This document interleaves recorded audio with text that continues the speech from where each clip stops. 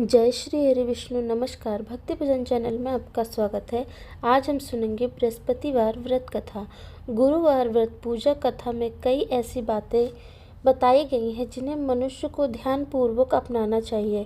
कहते हैं जो व्यक्ति श्रद्धा भाव से गुरुवार को भगवान विष्णु की पूजा करता है और गुरुवार व्रत की कथा कहता और सुनता है, उसके गरीबी और कष्ट को भगवान विष्णु दूर कर देते हैं। जीवन में सुख समृद्धि के लिए गुरुवार के दिन आप भी इस गुरुवार व्रत कथा का पाठ पढ़ें या सुनें। कथा इस प्रकार से है। प्राचीन समय की बात है। भारतवर्ष में एक राजा राज्य करता था। वह बड़ा प्रतापी और दानी था। वह नित्य गरीबों और ब्राह्मणों की सेवा सहायता करता था। वह प्रतिदिन मंदिर में भगवान दर्शन करने जाता था, लेकिन यह बात उसकी रानी को अच्छी नहीं लगती थी। वह ना ही पूजा करती थी और ही ना दान में उसका मन लगता था।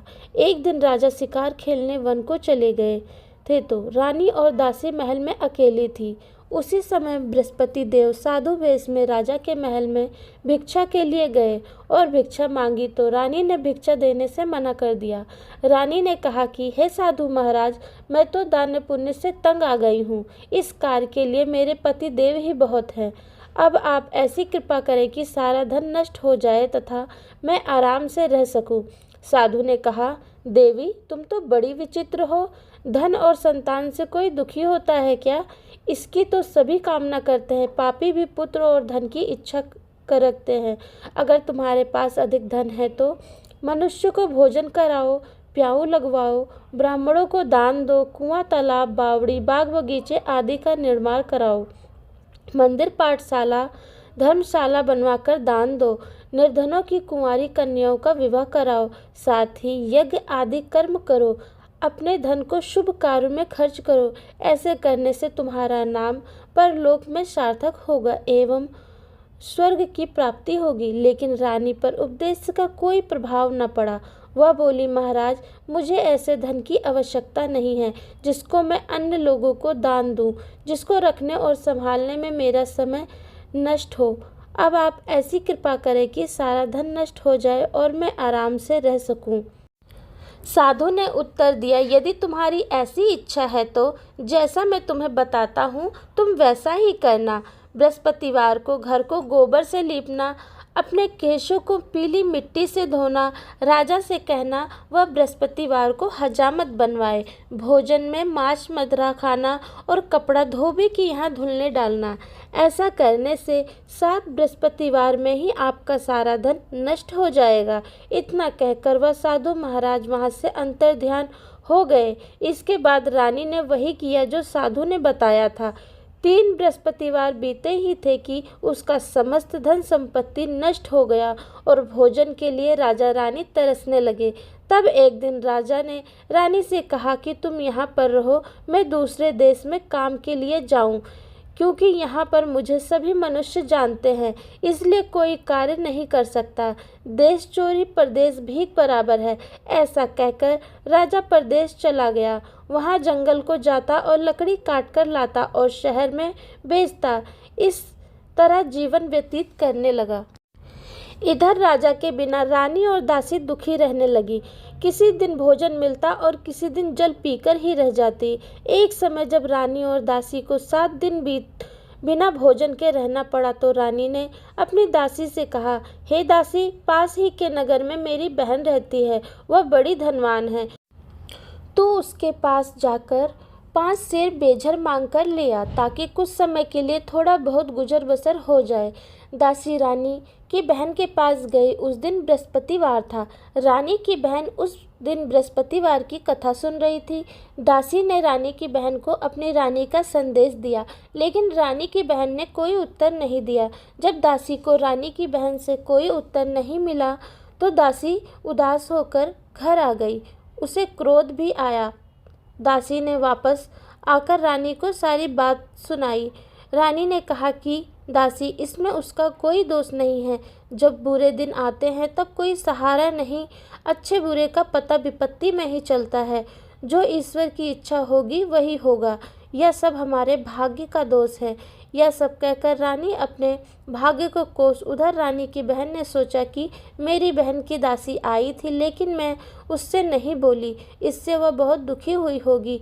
कथा सुनकर और पूजन समाप्त कर वह अपनी बहन के घर गई और कहने लगी, हे बहन, मैं बृहस्पतिवार का व्रत कर रही थी, तुम्हारी दासी गई, लेकिन जब तक कथा होती है तब तक न उठते हैं और न बोलते हैं, इसीलिए मैं नहीं बोली। कहो दासी क्यों गई थी? रानी बोली, बहन, हमारे घर अनाज नहीं था। ऐसा कहते कहते रानी की आंखें भर आई।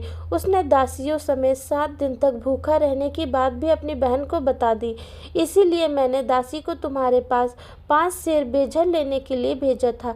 रानी की बहन बोली, बहन देखो, बृहस्पति देव सबकी मनोकामना पूर्ण करते हैं। देखो, शायद तुम्हारे घर में अनाज रखा हो।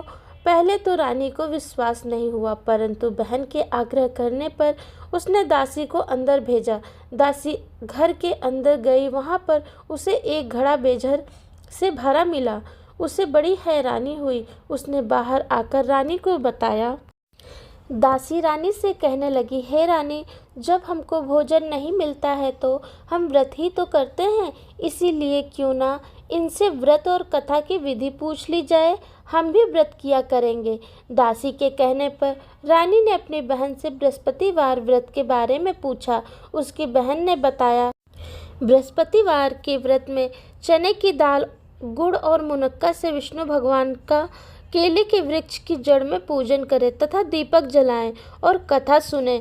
उस दिन एक ही समय भोजन करें। भोजन में पीले खाद्य पदार्थ का सेवन जरूर करें, इससे गुरु भगवान प्रसन्न होते हैं, अन्न, पुत्र और धन का वरदान देते हैं, साथ ही सभी मनोकामनाएं पूरी करते हैं। व्रत और पूजन की विधि बताकर रानी की बहन अपने घर लौट आई।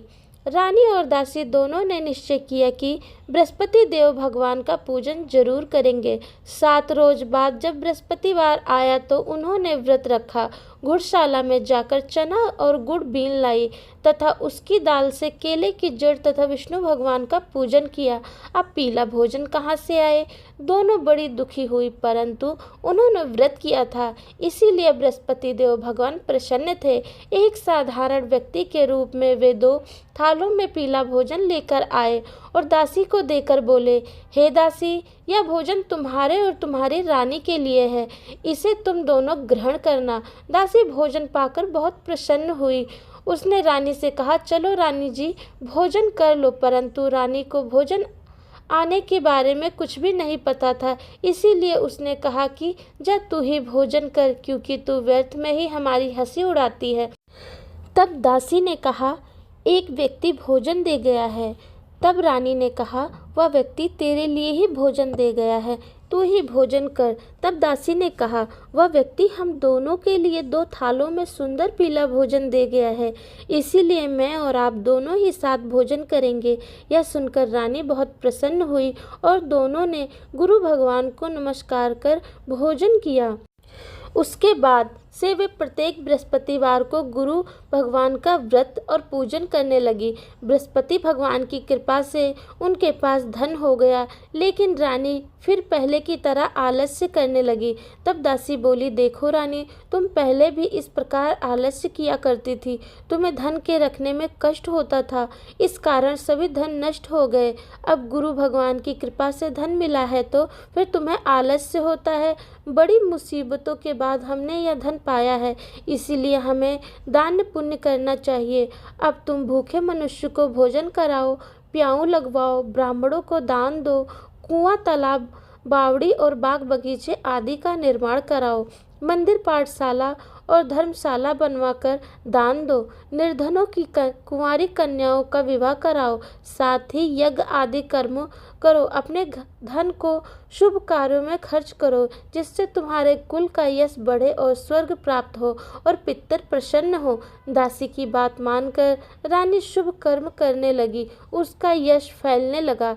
एक दिन रानी और दासी आपस में विचार करने लगी कि न जाने राजा किस दशा में होंगे, उनकी कोई खोज खबर भी नहीं है। उन्होंने श्रद्धा पूर्वक बृहस्पति भगवान से प्रार्थना की कि राजा जहाँ कहीं भी हो शीघ्र वापस आ जाएं। उसी रात्रि को बृहस्पति देव ने राजा को स्वप्न में कहा कि हे राजा उठ, तेरी रानी तुझको याद करती है, अपने देश को लौट जा। राजा प्रातःकाल उठ और जंगल से लकड़ी काटने के लिए जंगल की ओर चल पड़ा। जंगल से गुजरते हुए विचार करने लगा कि रानी की गलती से उसे कितने दुख भोगने पड़े। राजपाट छोड़कर जंगल में आकर रहना पड़ा। जंगल से लकड़ी काटकर शहर में बेचकर गुजारा करना पड़ा और अपनी दशा को याद करके व्याकुल होने लगा। उसी समय राजा के पास बृहस्पति देव साधु के वेश में आकर बोले, हे लक्कड़हारे, तुम इस सुनसान जंगल में किस चिंतित में बैठे हो, मुझे बतलाओ। यह सुन राजा के नेत्रों में झल भर आया। साधु की वंदना कर राजा ने अपनी संपूर्ण कहानी सुना दी।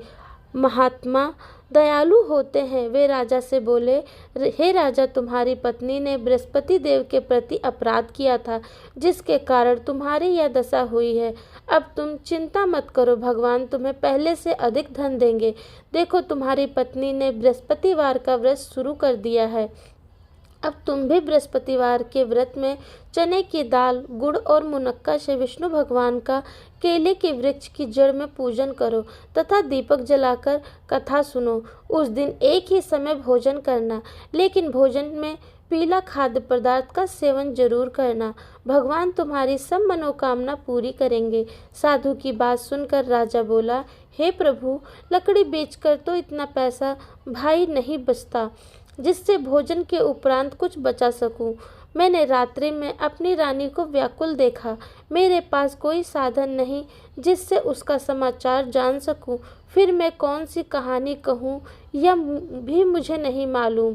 साधु ने कहा, हे राजा, मन में बृहस्पति भगवान के पूजन व्रत का निश्चय करो, वे स्वयं तुम्हारे लिए कोई राह बना देंगे। बृहस्पतिवार के दिन तुम रोजाना की तरह लकड़ियां लेकर शहर में जाना। तुम्हें रोज से दुगना धन मिलेगा, जिससे तुम भली भांति भोजन कर लोगे तथा बृहस्पति देव की पूजा का सामान भी आ जाएगा। इतना कहकर साधु महाराज अंतर ध्यान हो गए। धीरे धीरे समय व्यतीत होने पर फिर वही बृहस्पतिवार का दिन आया। लक्कड़हारा जंगल से लकड़ी काटकर किसी शहर में बेचने गया। उसे उस दिन और दिन से अधिक पैसा मिला। राजा ने चना, गुड़ आदि लाकर गुरुवार का व्रत किया। उस दिन उसे उसके सभी कलेश दूर हुए, परंतु जब दोबारा गुरुवार का दिन आया तो बृहस्पतिवार का व्रत करना भूल गया। इस कारण बृहस्पति भगवान नाराज हो गए। उस दिन उस नगर के राजा ने विशाल यज्ञ का आयोजन किया तथा शहर में घोषणा कर दी थी कि कोई भी मनुष्य अपने घर में भोजन न बनावे, आग जलावे, समस्त जनता मेरे यहाँ भोजन करने आवे। इस आज्ञा को जो न मानेगा उसे फांसी की सजा दी जाएगी। इस तरह की घोषणा संपूर्ण नगर में करवा दी गई।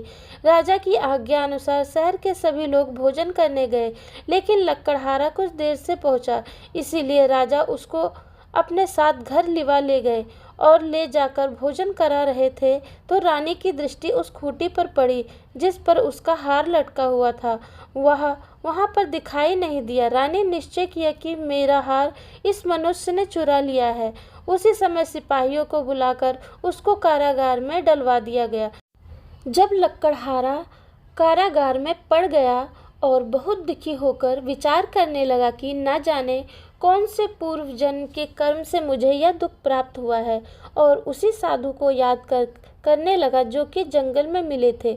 उसी समय तत्काल बृहस्पति देव साधु के रूप में प्रकट हुए और उसकी दशा को देखकर कहने लगे, अरे मूर्ख, तूने बृहस्पति देव की कथा नहीं करी, इस कारण तुझे दुख प्राप्त हुआ है। अब चिंता मत कर, बृहस्पतिवार के दिन कारागार के दरवाजे पर 4 पैसे पड़े मिलेंगे, उनसे तू बृहस्पति देव की पूजा करना, तेरे सभी कष्ट दूर हो जाएंगे।